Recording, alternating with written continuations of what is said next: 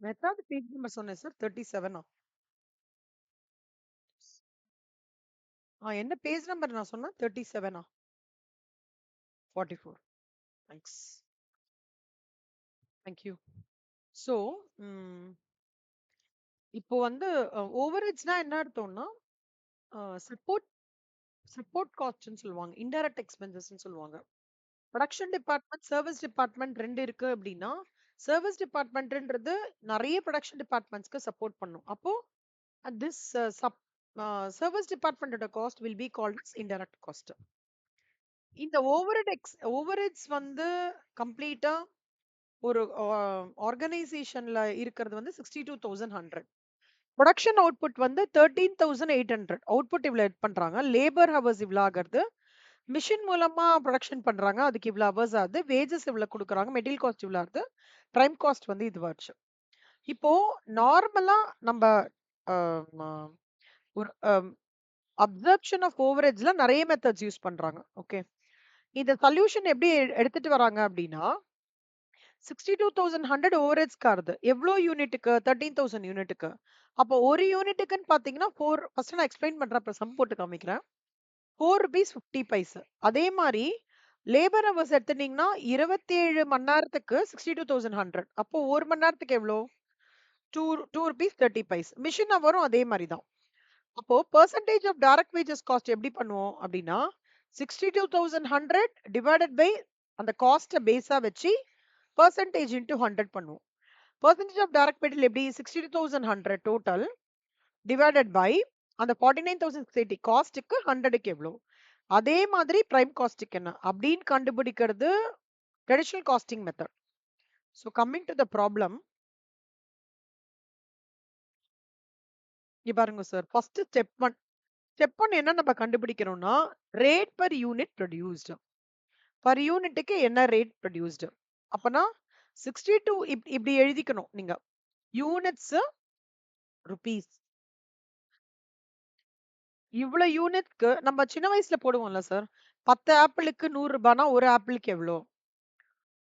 ஒரு பெண்ணோட விலை 20 ரூபாய்னா 10 பெண்ணோட எவ்வளோ? ஒண்ணு கொடுத்து நிறைய கேட்டா மல்டிப்ளிகேஷன், நிறைய கொடுத்து ஒண்ணு கேட்டா டிவிஷன். அந்த மாதிரி எல்லாம் படிச்சிருக்கோம்ல.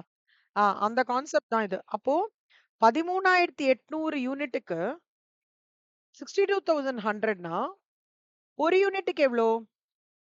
62 அவ்வளவுதான். 62,100 அவ்வளவுதான். இது எல்லாமே நம்ம அந்த காலத்து காஸ்டிங் சிஸ்டம்ல இப்படிதான் நம்ம வந்து ஒரு யூனிட்டுக்கு காஸ்ட் கண்டுபிடிக்கிறதா இருக்கட்டும், ஒரு ஹவருக்கு காஸ்ட் கண்டுபிடிக்கிறதா இருக்கட்டும், ஒரு மிஷின் ஹவருக்கு காஸ்ட் கண்டுபிடிக்கிறதா இருக்கட்டும், இந்த மாதிரி மெத்தட் தான் ஃபாலோ பண்றோம்னு சொல்றாங்க. This is called a traditional method of costing. ஓகேவா? அதே மாதிரி டைரக்ட் லேபர் ரேட் பாருங்களேன். 27,000 ஹவருக்கு லேபர் ரேட் என்ன? 62,100. ஒன்னுத்துக்கு எவ்வளோ? 62,100 டிவைடட் பை 27,000. அப்ப 2 ரூபாய் 30 பைசா ஒரு ஹவருக்கு. புரியுதா உங்களுக்கு? Machine hour rate 34,500. Ah.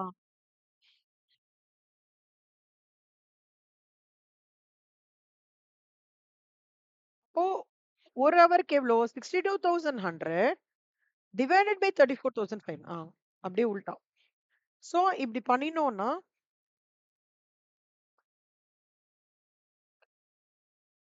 62,100 divided by 34,500 எவ்வளவு கிடைக்கும்னா 1 பாயிண்ட் சாரி.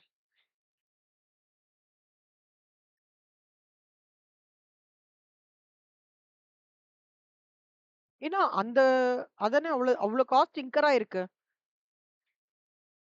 அவ்வளவு காஸ்ட், அதாவது எப்படி மேட்ச் பண்றாங்கன்னா, ஒரு யூனிட்டுக்கு இவ்ளோ காஸ்ட் வந்திருக்கு.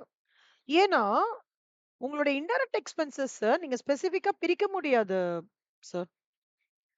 ஹோலிஸ்டிக்கா தான் பார்க்க முடியும். ஒரு ஒரு ஃபுல் அவுட்புட்டுக்கு இவ்ளோ, லேபருக்கு இவ்ளோ அப்படி. அதனால தான் இது ஒரு ப்ராப்ளம்னால தான் ஏபிசி காஸ்டிங்கே எடுத்துன்னு வந்தாங்க. மொத்தமா நான் எடுக்க முடியாது. ஒரு ஒரு ஆக்டிவிட்டிக்கும் பிரிச்சு பண்ணுங்க அப்படின்னு சொல்லிட்டு பண்றது தான். இங்க நீங்க கேட்டீங்கல்ல ஒரு கேள்வி. அந்த கேள்விக்கான பதில் தான் ஏபிசி காஸ்டிங். மொத்தமா பண்றது ரியலிஸ்டிக்கா இருக்காது.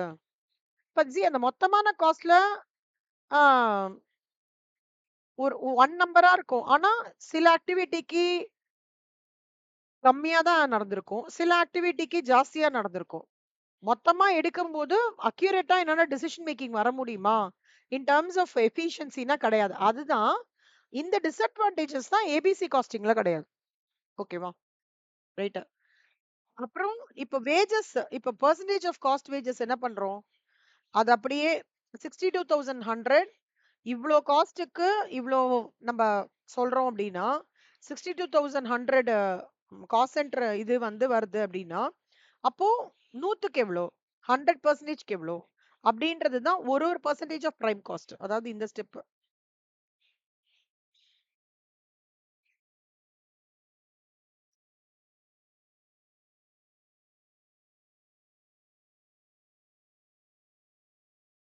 இதான் percentage cost of direct wages. இதுல என்ன பண்றோம் 62,100 டிவைடட் பை 750 வேஜஸ் காஸ்டோட பாக்குறோம் 100க்கு. எல்லாமே 62,100 தான் வந்து நியூமரேட்டர்ல எடுத்துட்டு வரோம் சார். ஏன்னா அது அத வந்து ஒரு நம்பரா நம்ம எவ்வளவு தூரம் ஒவ்வொரு பர் யூனிட்டுக்கு லேபர் ரேட்டுக்கு மிஷின் ரேட் வேஜஸ் காஸ்ட் ருபீஸ்க்கு எப்படி அத ருபீஸாவோ இல்ல பர்சன்டேஜாவோ எப்படி பாக்குறது தான் traditional method of costing. Percentage cost of direct wages வந்து அந்த 62,100 divided by 17,250. Percentage of direct material cost வந்து 62,100 டிவைடட் பை 14,680 அப்படி வரும். ஓகேவா? புரியுதா உங்களுக்கு? அப்படின்னா என்ன அர்த்தம்?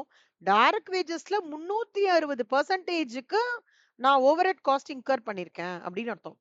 டைரக்ட் மெட்டீரியல் காஸ்ட்ல 125% ஆஃப் டைரக்ட் மெட்டீரியல் காஸ்ட்டுக்கு ஓவர்ஹெட் காஸ்ட் இன்கர் பண்ணியிருக்கேன்.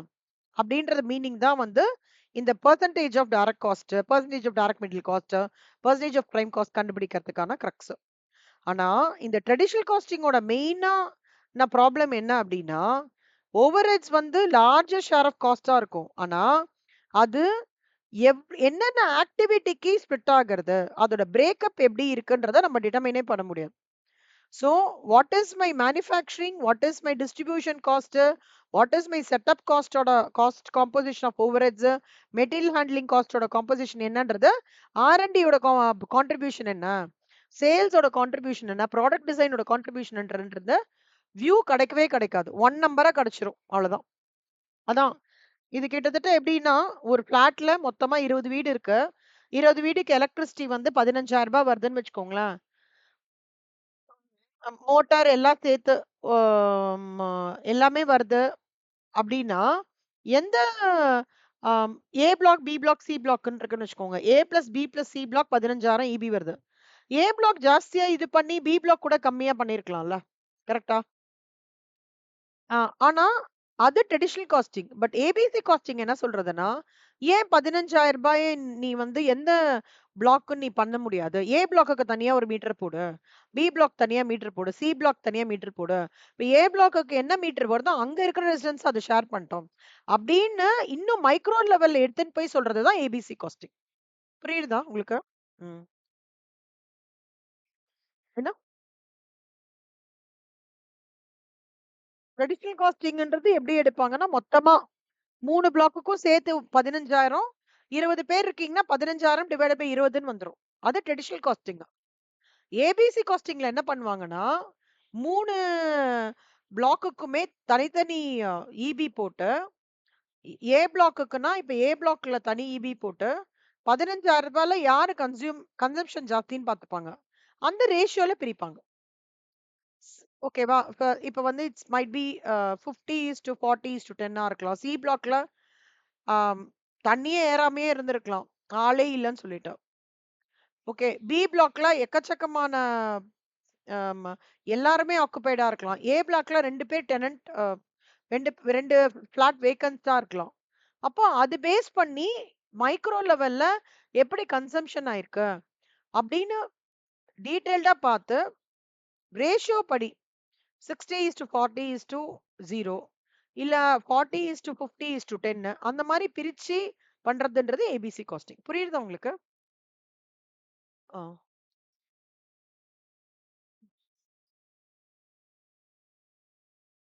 இப்ப இல்லஸ்ட்ரேஷன் 2 பாருங்க.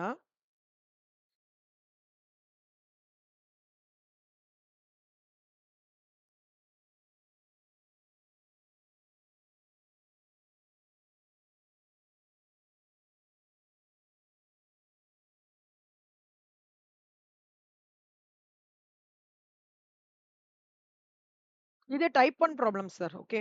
Illustration 2 type 1 problem. A company is manufacturing two products. Product A, product B. அதோட அவுட்புட் வந்து 10,000 20,000 யூனிட்ஸ். மொத்த ஆனுவல் ஓவரேஜ் எவ்வளோ 3 லட்சம் அப்படின்னு கொடுத்துட்டான். மிஷின் ஹவர்ஸ் வந்து 20,000, ப்ராடக்ட் பிக்கு 10,000. ட்ரெடிஷனல் காஸ்டிங் மெத்தட்ல இது எப்படி கால்குலேட் பண்ணுவீங்க அப்படின்னு சொல்றாங்க.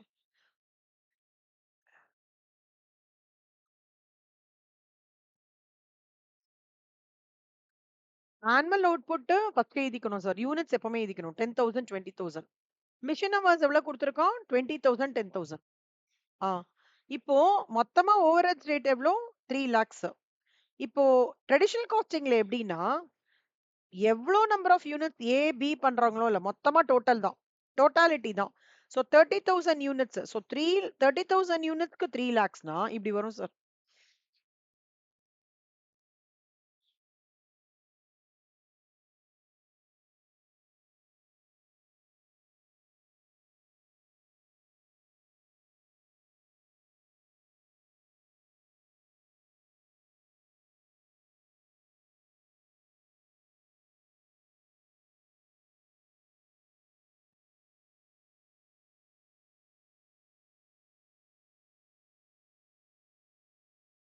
டுவெண்ட்டி தௌசண்ட் யூனிட்ஸ்க்கு ருபீஸ் காஸ்ட்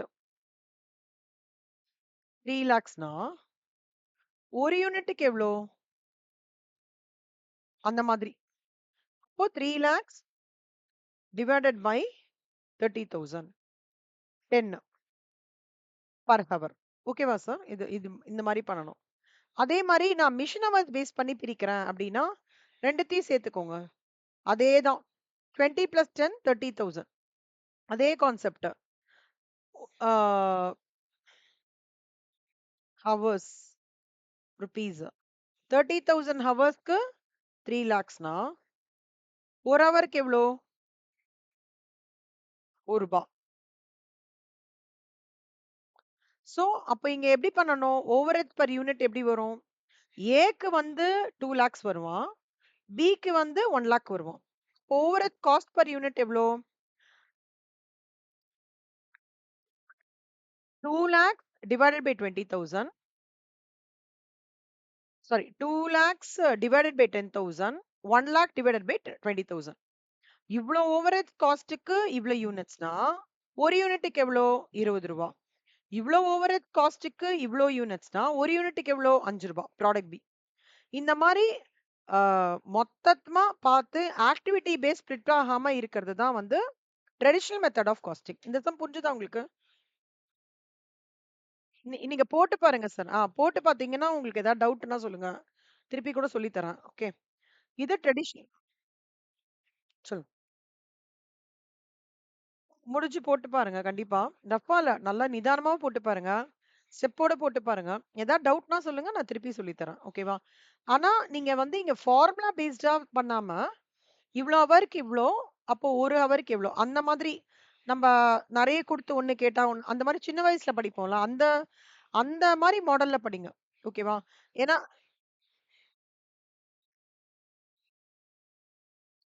ஆமாமா. ட்ரெடிஷனல் காஸ்டிங் மட்டும் தான் கேட்டிருக்கான். ம். பார்க்கலாம்.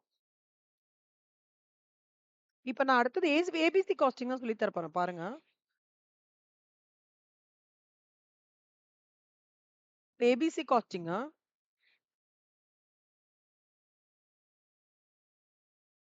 ஆமா 47. ஆ. மேல 47, கீழ 37. 47 தான். இல்ல, இல்ல. உங்க புக்கு இப்ப நீங்க சாஃப்ட் காப்பி புக்ல எனக்கு தெரியல இப்போ கையில நீங்க புக் வச்சிருக்கீங்கன்னா, அதுல 37 இருக்கும். ஆம். சாஃப்ட் காப்பி வந்து 47 அதுக்காக சொல்றோம்.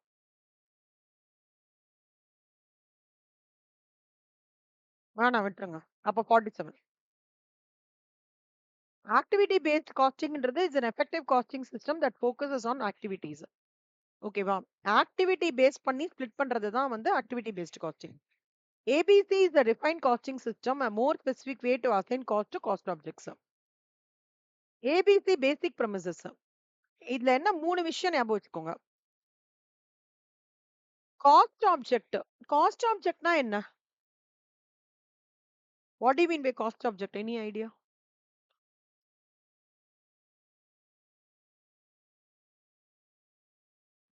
காஸ்ட் ஆப்ஜெக்ட்னா என்ன அர்த்தம்னா, ஒரு ப்ராடக்ட், ஒரு கஸ்டமர், ஒரு சர்விஸ், ஒரு டிபார்ட்மெண்ட், ஒரு யூனிட் எல்லாத்தையுமே காஸ்ட் ஆப்ஜெக்ட்ன்னு சொல்லுவாங்க. காஸ்டிங்ல இன்ட்ரோடக்ஷன்ல இதான் இம்பார்ட்டன்ட். ஸ்டேஜ் 1ல. ஓகே. சோ காஸ்ட் ஆப்ஜெக்ட் வந்து ஒரு ப்ராடக்ட் எவ்வளவு ஆக்டிவிட்டிக்கு யூஸ் பண்ணிக்கிறது? ஒரு ப்ராடக்ட் பண்றதுக்கு என்னெல்லாம் ஆக்டிவிட்டி இருக்கு?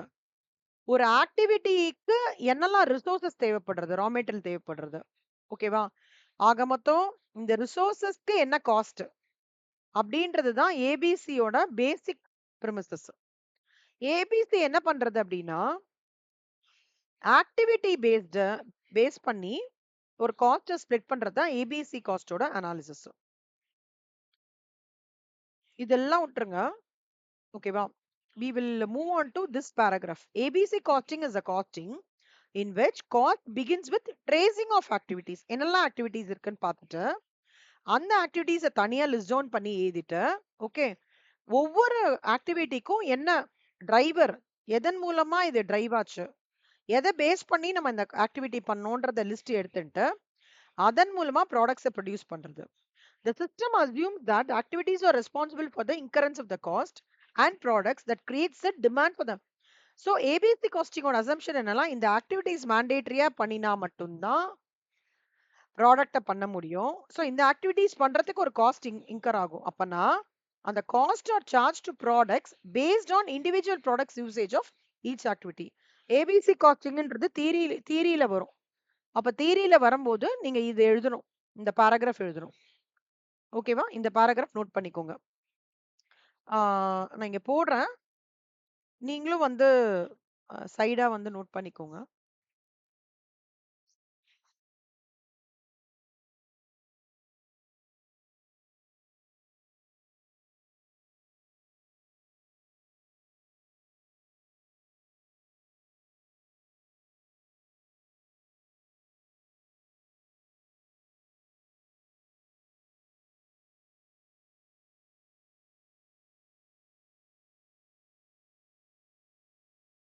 இங்க எழுதுறேன். இதுதான் உங்களோட தியரிக்கான இன்ட்ரோடக்ஷன். ஓகேவா? ரைட். நம்ம வந்து we will go to sum.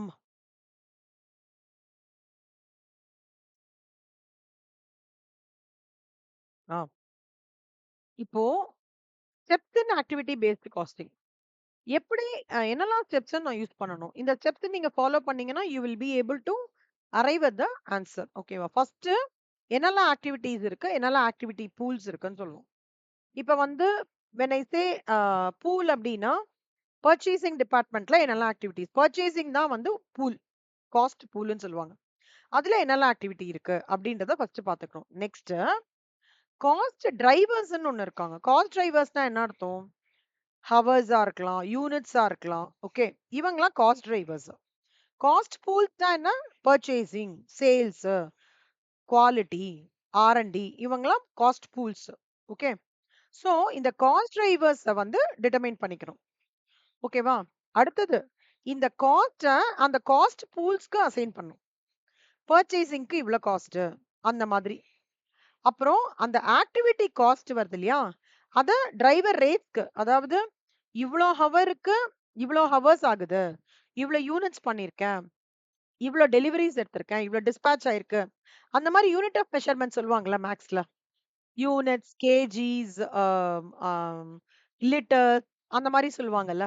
Metre, kilometres இதெல்லாம் வந்து they call it as cost drivers. Okay. So அப்ப என்ன பண்ணுவோம்? காஸ்ட் டிரைவர்ஸ் ரேட்ஸ கரெக்ட்டா நம்ம கால்குலேட் பண்ணிக்கணும்.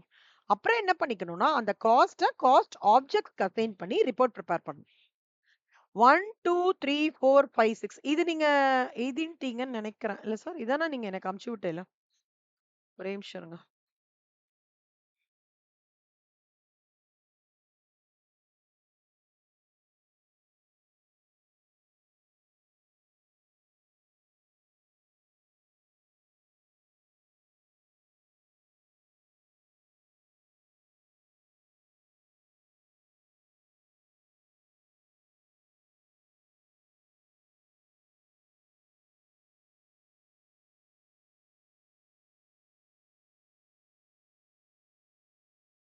இத நீங்க அப்புறம் காப்பி பண்ணிக்கோங்க சார் நோட்ல.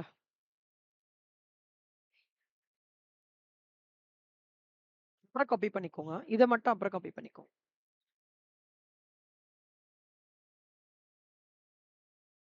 இப்போ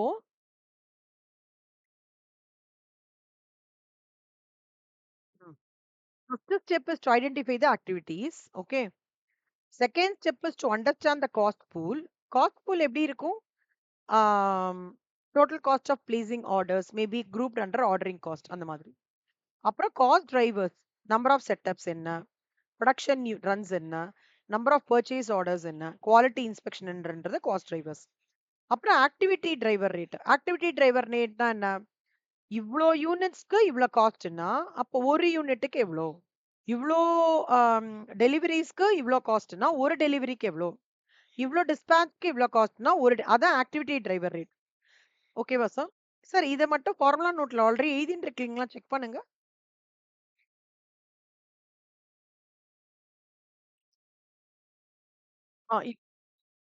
ஆ கரெக்ட்.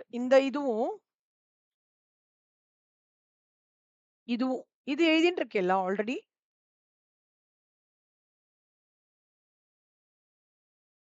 எழுதிட்டு இருக்கேன்ல பாருங்க. இல்லன்னா நீங்க எழுதிக்கோங்க ஒரு வாட்டி. Activity driver rate is equal to total cost of an activity divided by cost driver.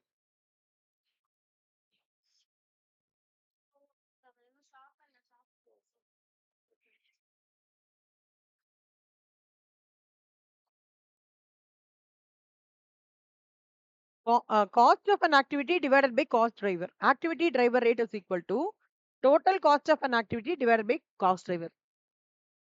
இந்த ஃபார்முலா எழுதிட்டு இருக்கீங்கன்னு நினைக்கிறேன். Cost is equal to resources consumed into activity cost driver rate.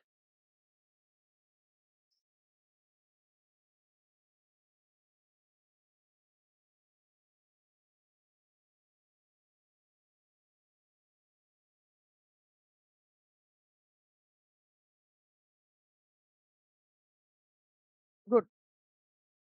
Super அவ்வளவுதான் சார். இப்போ ஒரு இதுவா பார்க்கலாம். இந்த இல்லஸ்ட்ரேஷன் 3 பாருங்க.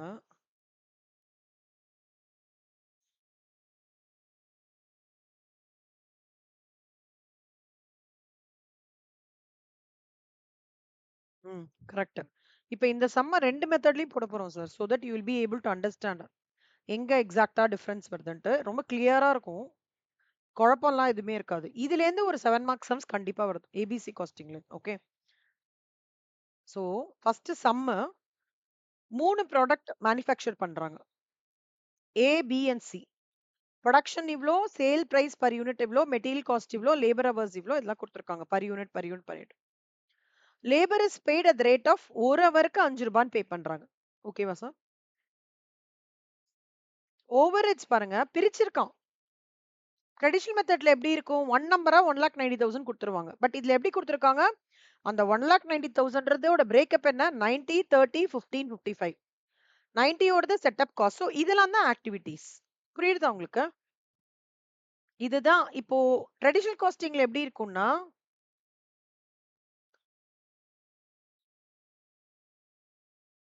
இது இருக்கவே இருக்காது. இது இருக்கவே இருக்காது. அப்படியே 1 நம்பரா ஓவர்ஹெட்ஸ் ஃபார் த பீரியட் 1,90,000 குடுத்துருவோம். ஓகேவா?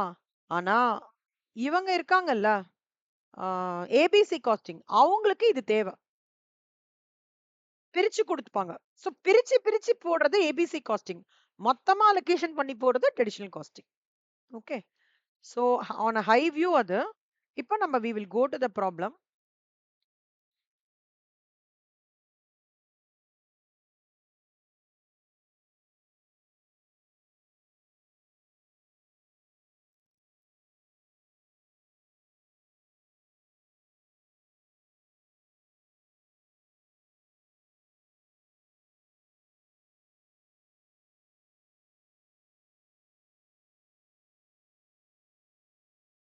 ஃபர்ஸ்ட்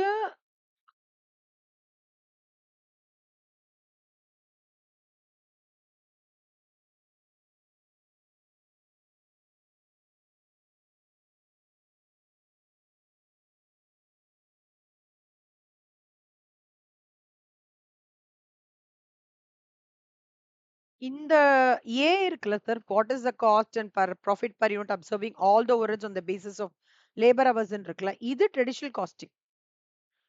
பி இருக்குல்ல, அது ஆக்டிவிட்டி பேஸ்ட் காஸ்டிங். சரியா?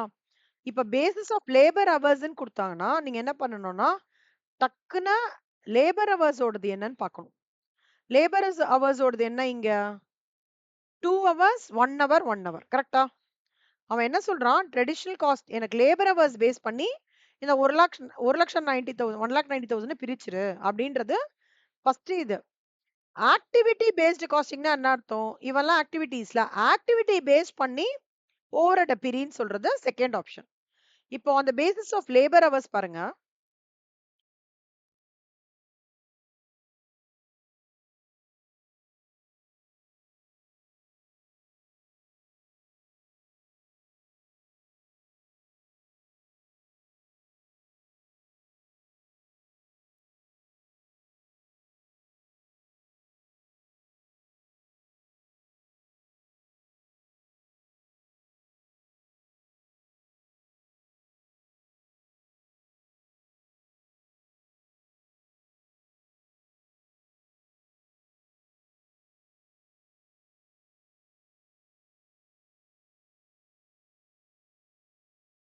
So step number 1,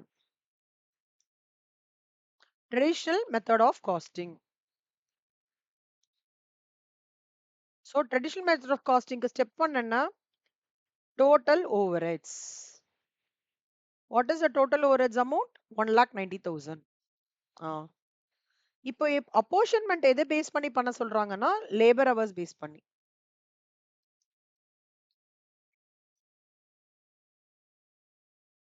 so labour ஹவர்ஸ்னா ஏ பி சி. அப்போ 2 hours 1 hour 1 hour. So 1 lakh 2 hour 1 hour 1 hour எப்படி இந்த 1,90,000 பிரிப்போம்? ரேஷியோ தான். So 1,90,000. So 2 plus 1 3 3 plus 1 4. So மொத்தமா 4 ஹவர்ஸா?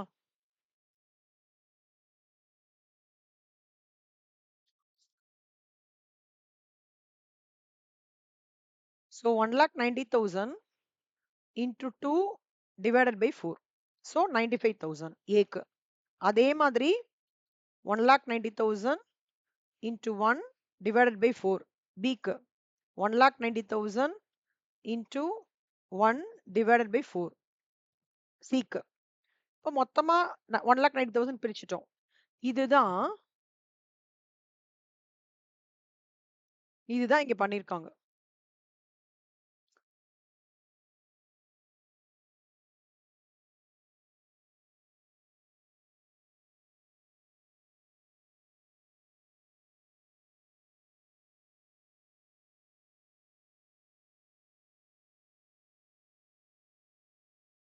சார் ஒரு நிமிஷம் சாரி.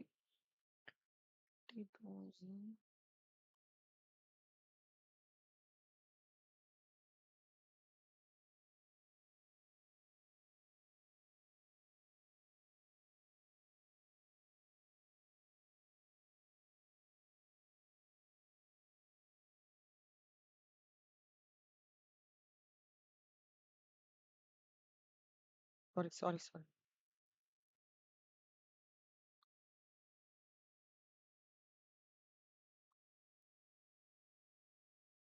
அதாவது எப்படி பிரிச்சிருக்காங்கன்னா, ஒரு யூனிட் ஆஃப்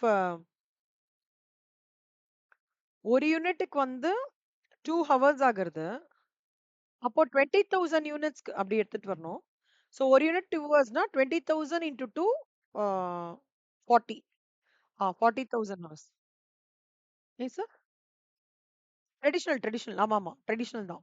ட்ரெடிஷனல்ல தான் உங்களுக்கு ஹோலா இருக்கிற அந்த இது எடுத்துப்பாங்க. இந்த செட்டப் காஸ்ட், ரிசீவிங்லாம் எதுவுமே வராது. அது ட்ரெடிஷனல். செட்டப் காஸ்ட், ரிசீவிங்கோடது எடுத்துனோம்னா அது வந்து ஆக்டிவிட்டி பேஸ்ட் காஸ்டிங். அதே மாதிரி ஒரு யூனிட்டுக்கு 1 ஹவர். ஸோ 25,000 யூனிட்ஸ்க்கு எவ்வளோ? 25,000 ஹவர்ஸ். ஓகேவா? ம். அதேதான் சார். கரெக்ட். 1 யூனிட்டுக்கு 1 ஹவர்னா 2,000 யூனிட்ஸ்க்கு எவ்வளோனா 2,000 ஹவர்ஸ். இதுதான் வந்து பேஸ். இத பேஸ் பண்ணி தான் 40, 25, 2000. ஓகேவா? 40, 25, 2000. அதுக்கப்புறம் இத டோட்டலா நம்ம ஆட் பண்றோம் இல்லையா? அப்ப எனக்கு மொத்தமா எவ்வளோ கிடைக்கிறது? 40 + 25 65 67,000 ஹவர்ஸ். அப்போ ஓவர்ஹெட்ஸ், ஹவர்ஸ், ஓவர்ஹெட்ஸ் 67,000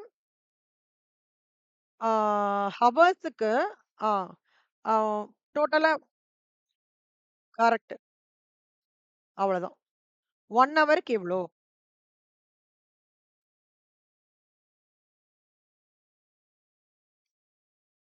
இது இல்ல 2.836 ரவுண்ட் பண்ணியிருக்காங்க. 2.841. 836 வந்து ரவுண்டிங் ஆஃப் பண்ணியிருக்காங்க. நம்மளுக்கு 0.2 டெசிமல்ஸ் குடுத்தா போதும் எக்ஸாம்ஸ்ல. அதனால பாயிண்ட் அது பண்ணியிருக்காங்க. அவ்வளவுதான். ஓகேவா? சோ 67 ஹவருக்கு 1,90,000னா 1 ஹவருக்கு எவ்வளோ? 2.84.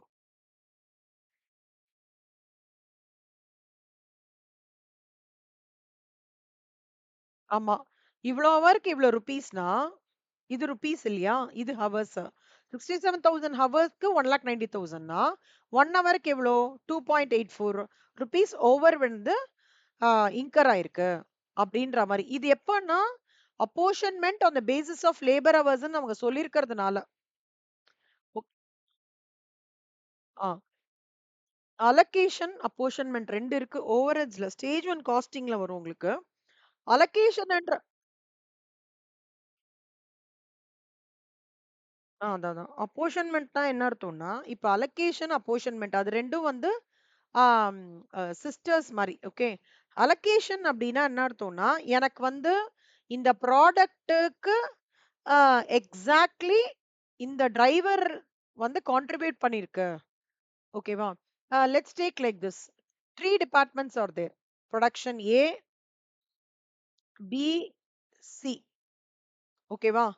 இப்போ நான் கண்டிப்பா இன்கர் வாட்டர்ன்ற ஒரு விஷயத்த ப்ராசஸ்ல நான் கண்டிப்பா இன்வால்வ் பண்ணி தான் ஆகணும். இல்லையா? வாட்டர் இல்லாம என்னால எந்த புரொடக்ஷன் ப்ராசஸும் பண்ண முடியாது. இப்போ வாட்டரோட கன்சம்ப்ஷன் ஏக்கு I am very very clear. 4000 litres. பிக்கு நான் 5000 லிட்டர் தான் பண்ணியிருக்கேன். சிக்கு 7000 லிட்டர் தான் பண்ணியிருக்கேன்றது எனக்கு கிளியரா தெரியறதுன்னா, நான் வாட்டரோட சார்ஜ் வந்து லெட்ஸ் டேக் டோட்டலா எனக்கு வாட்டரோட சார்ஜஸ் வந்து லெட்ஸ் டேக் 1 லாக் வருது. 1 லாக் ரூபீஸ் வருதுன்னா, நான் என்ன பண்ணுவேன்? 4:1 லாக் இன்டூ 4 டிவைடட் பை 19 அப்படின்னு சொல்லிட்டு ஏக்கு வந்து இந்த 1,00,000ல 21,052 ஏக்கு கரெக்ட்டா நான் அலோகேட் பண்ணிடுவேன். பிக்கு வந்து அதே 1 லாக் இன்டூ 5 டிவைடட் பை 16. அதே மாரி சிக்கு வந்து இதுலேருந்து மைனஸ் பண்ணா கிடைச்சிரும். இவ்ளோன்றது தெரிஞ்சிருச்சு. பட் இந்த டைம்ல தான் நம்ம என்ன வேர்ட் யூஸ் பண்ணுவோம்? Allocation. When I am very very clear that இவ்ளோ இவ்ளோ இது வந்து குவான்டிஃபிகேஷன் இந்த ஏக்கு நான் அவ்வளவுதான் பண்ணியிருக்கேன்னு எனக்கு தெரிஞ்சிருச்சுன்னா, we use the word allocation. But let's take electricity. Electricity, I'm getting a bill of 20 lakhs. ஓகேவா? எனக்கு தெரியல. எனக்கு எப்படி பண்றதுன்றது தெரியல. ஓகே. அப்ப நான் என்ன பண்ணுவேன்னா, நான் எலக்ட்ரிக் மீட்டரும் ஏபிசில இன்ஸ்டால் பண்ணல. அப்ப என்ன பண்ணுவேன்னா, there is a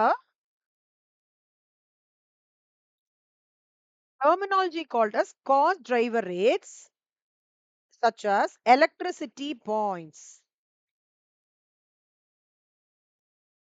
ஓகே. அந்த எலக்ட்ரிசிட்டி பாயிண்ட்ஸ் ஏல எவ்வளோ இருக்கு?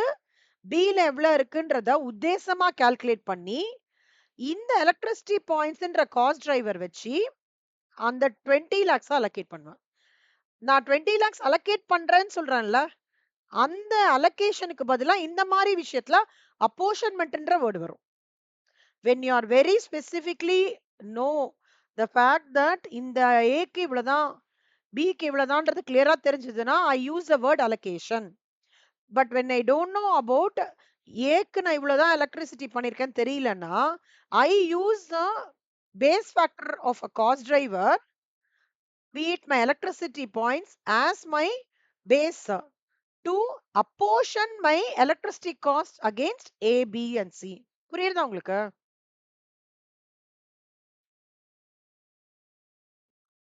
ஒண்ணுமே இல்ல சார். உங்க வீட்ல 4 ரூம் இருக்கு. சரியா? 4 ரூம் இருக்கு. நீங்க ரென்ட்க்கு ஃபோ 4 ரூமு ரென்ட் வந்து நீங்க 15,000 பே பண்றீங்கன்னு வச்சுக்கோங்க. இந்த ரென்ட்க்கு 4 ரூமுக்கு 15,000 அப்படின்றபோது, உங்களுக்கு எந்தெந்த ரூமுக்கு இவங்க எப்படி 15,000 பே பண்றாங்கன்னு உங்களுக்கு தெரியுமா? 15,000 கேட்கறாங்கன்றது உங்களால ஜட்ஜ் பண்ண முடியுமா? பண்ண முடியாது. ஆனா, அ இப்போ ஒரு கன்ஸ்ட்ரக்ஷன் சைட்லேருந்து அவங்களால பண்ண முடியும். அவங்க என்ன பண்ணுவாங்க, ஒரு ரூம்க்கான ஸ்கொயர் ஃபீட்டோட மெஷர்மென்ட் எடுத்துருவாங்க. ஒரு ஸ்கொயர் ஃபீட்டுக்கு இவ்ளோ ரூ. 400 ரூ. 500 அப்படின்னு பண்ணிட்டு, அந்த ரூம்ல 10க்கு 10 ரூம்னா, ஆ எவ்ளோ எவ்ளோ ஸ்கொயர் ஃபீட் இருக்குன்னு பண்ணி, ஒரு ஸ்கொயர் ஃபீட்டுக்கு 400ன்னா அந்த ரூம்ல 10 10 அந்த இது இருக்குன்னு வச்சுக்கோங்களேன். 10 ஸ்கொயர் ஃபீட் இருக்குன்னு வச்சுக்கோங்க. 400 இன்டு 10 என்ன? 4000. இன்னொரு ரூம் அந்த மாரி 3000. இன்னொரு ரூம். அப்போ என்ன பண்றாங்க?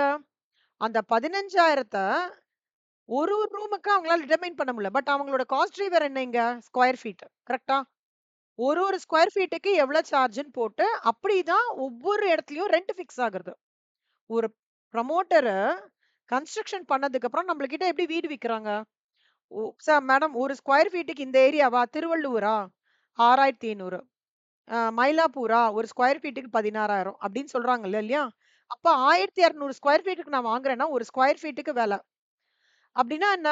என்து வந்து நான் ஃபுல் ஹவுஸுக்கு எனக்கு வந்து ஒரு ஸ்கொயர் ஃபீட் பேஸ் பண்ணி உங்களுக்கு வந்து காஸ்ட் குடுக்கும்போது, ஒரு காஸ்ட் டிரைவர் ரேட் பேஸ் பண்ணி ஒரு அமௌண்ட்ட ஃபிக்ஸ் பண்ணும்போது, that is called as apportionment. Okay. அதே உங்க வீட்ல 4 ரூம் இருக்கு. 4 ரூம் இருக்கு. ஓகேவா? 4 ரூம்லயும் நீங்க ஈபி மீட்டர் ஃபிக்ஸ் பண்றீங்க. சரியா? ஈபி மீட்டர் ஃபிக்ஸ் பண்றீங்க. இப்போ உங்களுக்கு ஒவ்வொரு ரூம்க்கு ஈபி என்ன இருக்குன்னு தெரியுமா? ஏன் ஈபி ஃபிக்ஸ் பண்றீங்கல்ல, மீட்டர் ஃபிக்ஸ் பண்றீங்கல்ல, அப்போ ஒவ்வொரு ரூம்க்கான ஈபி என்னன்னு கண்டிப்பா தெரியுமே இல்லையா? அப்ப ஈபி மீட்டர் ஒவ்வொரு ரூமுக்கும் நீங்க ஃபிக்ஸ் பண்ணும்போது, அது என்ன ஆகுறது? அக்யூரேட் வேல்யூயா வருது. கரெக்ட்டா? இந்த ஹாலுக்கு இந்த ஈபி மீட்டர் ஃபிக்ஸ் பண்றேன். மீட்டர் ஓடுறது. அப்ப ஹாலுக்கு இவ்ளோ எக்ஸ்பென்ஸ் ஆச்சு எலக்ட்ரிசிட்டி. பெட்ரூமுக்கு இவ்ளோ ஆச்சு. அ அப்புறம் வந்து அது பேர் என்ன? கிட்சனுக்கு இவ்ளோ ஆச்சு. அப்படின்றத உங்களால எக்ஸாக்ட்டா டிட்டர்மைன் பண்ண முடியறம்போது, you use the word called as allocation. அப்படின்னா என்ன? எனக்கு அ ரூ. 8,000 பில் வந்திருக்குன்னா, யூ வெரி வெல் நோ ஹாலுக்கு இவ்வளோ வந்திருக்கு. அதோட பிரேக்கப் உங்களால கிளீனா பண்ண முடியும். பட் உங்களோட ரென்ட்க்கு உங்க ரூமா பண்ண முடியுமா? பண்ண முடியாது. பண்ண முடியாத இடத்துல தான் they use an approximate cost drivers are called as square feet, electricity points, power points. அந்த மாதிரி டிஃபரெண்ட் காஸ்ட் டிரைவர் ரேட்ஸ் இருக்கு. சம் 13 காஸ்ட் டிரைவர் ரேட்ஸ் இருக்கு. which are dealt in very detailed in overheads in stage 1. அங்க when you cannot determine, it is called as when you do the apportionment of your rent using the square feet, it is called as apportionment. When you do your allocation with the help of the already installed electric meters, it is called as allocation. When you already know the cost, it is called as allocation. When you don't know the cost but you have the estimated number and you take the help of a cost driver and do the apportionment, it is called as apportionment of cost. இப்ப புரியுதா? To some extent புரியுதா? நீங்க இன்னும் இதோட டீடைல்டா நீங்க travel ஆகும்போது இன்னும் clarity கிடைக்கும்.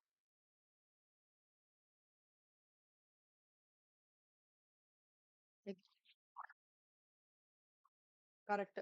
அது பண்ணும்போது அந்த காஸ்ட் டிரைவர் பண்ண முடியாதுன்ற போது கண்டிப்பா ஏதோ ஒரு சொல்யூஷன் இருக்கணும்ன்றதுனால காஸ்டிங்ல என்ன பண்ணிட்டாங்க, கேஸ்ல அப்போர்ஷன்மெண்ட்ன்ற ஒரு கான்செப்ட் எடுத்துட்டு வந்து அதுல வந்து இந்த யூனிட்ஸ் ஆஃப் மெஷர்மெண்ட்லாம் பேஸ்ல வச்சுக்கலாம்னு சொல்லிட்டு ஒரு பிளான் பி நம்மளுக்கு கைடன்ஸ் கொடுக்குறாங்க மேனுஃபேக்சரிங் இண்டஸ்ட்ரிக்கு. அதுதான்.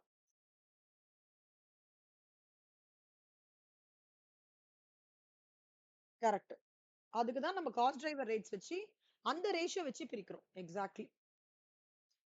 ஓகேவா? உங்களுக்கு புரிஞ்சது அலோகேஷன் அப்போர்ஷன்மென்ட் என்னன்ட்டு? குட். இப்ப வந்து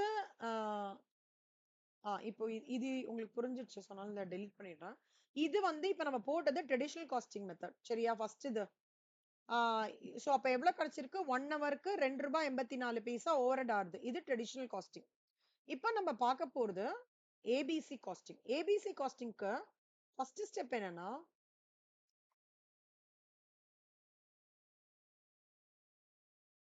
முதல் ஸ்டெப் என்ன பண்ணணும்னா, ஃபர்ஸ்ட் நீங்க அந்த ஆக்டிவிட்டிலாம் லைனா எழுதிக்கணும் சார்.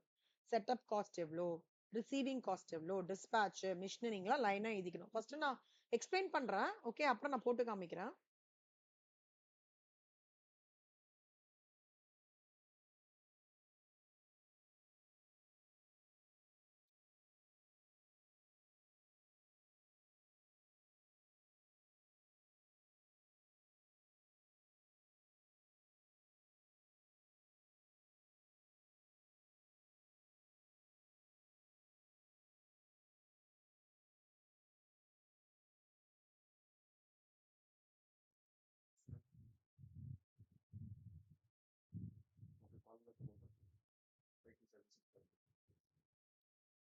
ஓ 2 மினிட்ஸ். சார் ஒரே ஒரு நிமிஷம் சார். சாரி ஒரே ஒரு நிமிஷம். ஒரே நிமிஷம்.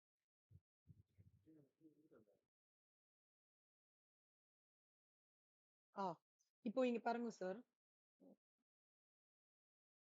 ஃபர்ஸ்ட் நீங்க இந்த மாரி காஸ்ட் தனியா எழுதிக்கணும். செட்டப் காஸ்ட் என்ன? ரிசீவிங் காஸ்ட் என்ன? அதுக்கப்புறம் வந்து மிஷினிங் காஸ்ட் என்னன்றத செப்பரேட்டா எழுதிக்கணும். ஓகேவா? எழுதினதுக்கு அப்புறம் இந்த மாதிரி செட்டப் காஸ்ட், ரிசீவிங், டிஸ்பேட்ச் இந்த மாதிரி நீட்டா எழுதிக்கோங்க. எழுதினதுக்கு அப்புறம் சம் ரெஃபர் பண்ணுங்க. அவங்க வந்து செட்டப் காஸ்ட்டுக்கு காஸ்ட் டிரைவர் ரேட்ஸ் ஏதாவது கொடுத்துருக்காங்களா? Number of setups.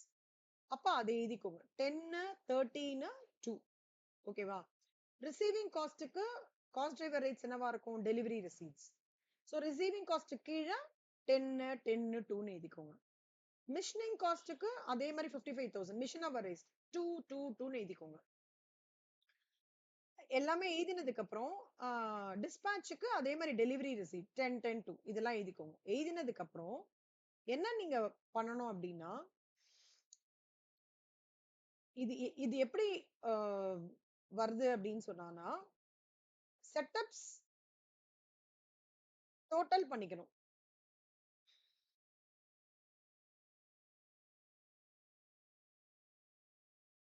ஸ்டெப் 1 வந்து நான் எழுதுறேன் பாருங்க sir. First write down the activities. Okay. Step number 2, write down the driver rates. Write down the on the cost driver rates. ஒவ்வொரு ஆக்டிவிட்டி கீழே கீழே எழுதிக்கணும். Okay. Step number 3, note sum of the cost driver rates. அதாவது இப்ப வந்து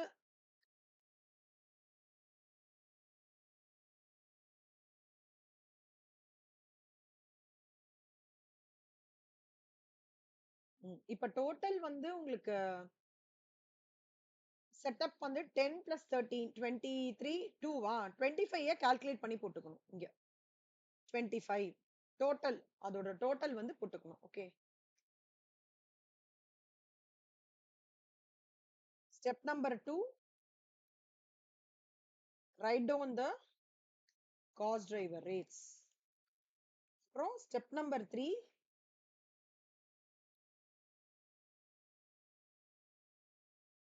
write down the total of cost driver rates. அதுக்கப்புறம் என்ன பண்ணணும்னா, இது எப்படி வரும் தெரியுமா சார்? இவ்ளோ ஆக்டிவிட்டீஸ்க்கு இவ்ளோ செட்டப்ஸ்னா ஒரு செட்டப்க்கு எவ்வளோ அந்த மாதிரி. Let's take it like this. இப்ப வந்து செட்டப் காஸ்ட் வந்து 40 இருக்குன்னு வச்சுக்கோங்களேன். ஓகே. டோட்டல் ஆஃப் செட்டப்ஸ் வந்து 10 இருக்குன்னு வச்சுக்கோங்க. 10 செட்டப்ஸ்னா அப்போ செட்டப்ஸ் காஸ்ட் அப்ப 10 செட்டப்புக்கு 40 ரூபானா ஒரு செட்டப்புக்கு எவ்வளோ? ஒரு செட்டப் ஆக்டிவிட்டிக்கு எவ்வளோ? 40 into 1 டிவைடட் பை 10 4 ஒரு செட்டப்போட காஸ்ட் என்ன அந்த மாதிரி ஒரு செட்டப்புக்கு